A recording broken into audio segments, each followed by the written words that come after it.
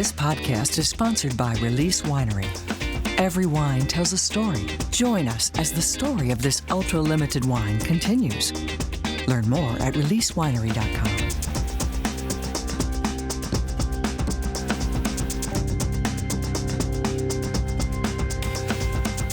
These are as old as me, 1948, and that is old. So they've been around for a little while. They have, as I have been. They all work. Oh, that's my thing, is fixing old slot machines and everything, keeping them going. That's what I'm trying to do with myself, keep myself going. We bought this ranch in 1983, so we've been here for almost 40 years.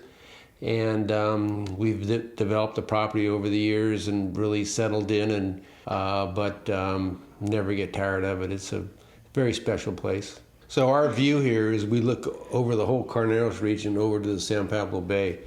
So it's a very interesting area. It's an interesting area to grow grapes from a microclimate standpoint.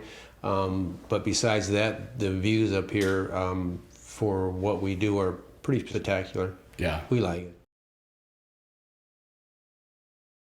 We're in a canyon within a valley. Mm-hmm. It's a very unique spot. I live in town now, but I come to the ranch every day, and the weather is always different at the ranch than it is in town. It's either warmer, colder, windier, rainier. I mean, this is the definition of a microclimate. That didn't enter into the decision. What happened, the history of Elkhorn Peak Cellars is that we bought this ranch in 1983, and at that time it was a foreclosed, deserted sheep farm. It used to be 900 acres. It's now currently 28 acres. But me and my partner bought this ranch in 1983, and our goal at that time was to come up here, fix it up, flip it, make some money.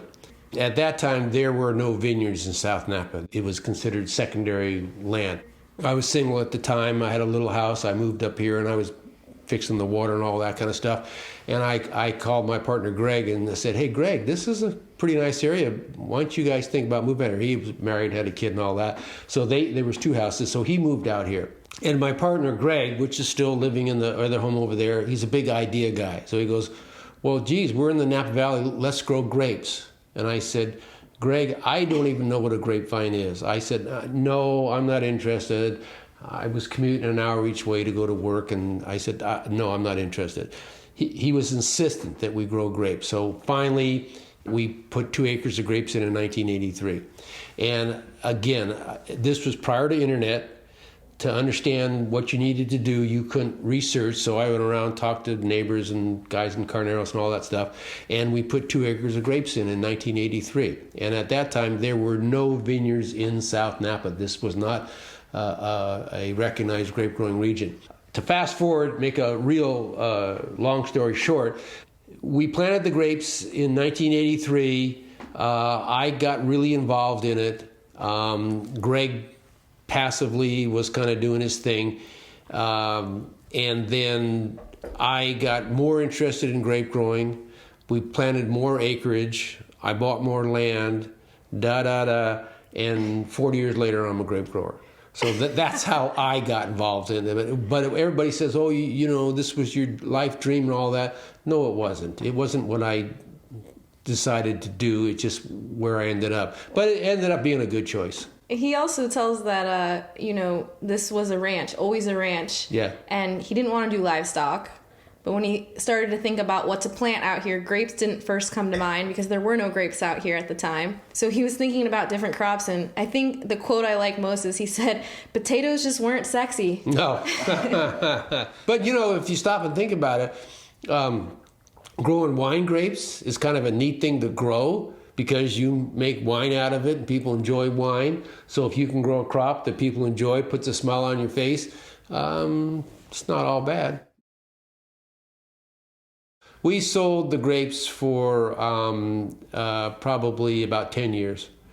And then as I got involved in this thing, I recognized there was no money in a small-scale farming. And I said, this is ridiculous. I'm working real hard and growing all these grapes and not making any money. But that was 40 years ago, and your price per ton was not what it is nowadays, and it wasn't very much. So I said, well, I know what I'll do. I'll make wine. That'll put me on easy street, right? Well, so we commercially started making wine in 1992. And it was a good move. It kind of really elevated us from the farming aspect to the production aspect and all that. And that's how we got involved in Elkhorn Peak Cellars. Nice. And our winemaker came to be, he was a student commuting to Davis, UC Davis, studying winemaking. And he drove past our vineyard and dropped a flyer in the mailbox and just said, Yep. I'm a winemaking student going to UC Davis. If you want to make some wine out here, let me know. Dad called him. This guy is the master of deals out here. This guy is a master negotiator. So he somehow negotiated this deal where Kent would do all the work and then he would get half of the finished wine. So that was Kent Rasmussen. Yeah, 1987. We negotiated a deal where he would make our wine. I gave him the grapes. He made the wine, and we split it 50-50. And actually, I still have some of the 87 Pinot downstairs, but I think we should look at it instead of drinking it. And Kent still is our consulting winemaker. We did a custom crush with Kent over the years. He made our wine when he had his winery and all that kind of stuff. And Kent and I became very, very good friends. He's in my poker club, and he's a good poker player too.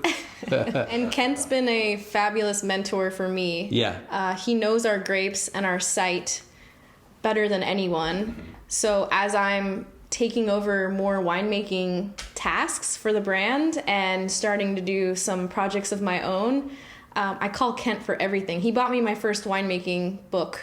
What I told Elise is we do a custom crush. We make our wine down at Speletich Cellars. Barbara Speletich is the winemaker, very cool lady, studied in France. Also a fabulous mentor. Oh my gosh. A fabulous mentor. Yeah. And Kent's down there. So Elise is down there with these two really, really experienced winemakers. And when you're talking about making wine, education is good, but experience is better. And so she gets to draw to this hand, Barbara Speletich, Kent Rasmussen, one-on-one mentorship. And just, it's like going to Davis with your own personal professor. She doesn't really realize how fortunate she really is. Oh, I realize, but yeah, it's pretty cool. I gotta say, my first vintage making sparkling wine, I was asking Kent Rasmussen a bunch of questions, and that guy was terrified that I was messing around with pressure in bottles. Terrified. He told me to destroy my first vintage, and I just couldn't do that, you know? Couldn't waste a drop. But here I am. I have 4 sparkling wine vintages under my belt. Okay. And it's great. Now I'm totally in love with the sparkling wine making process.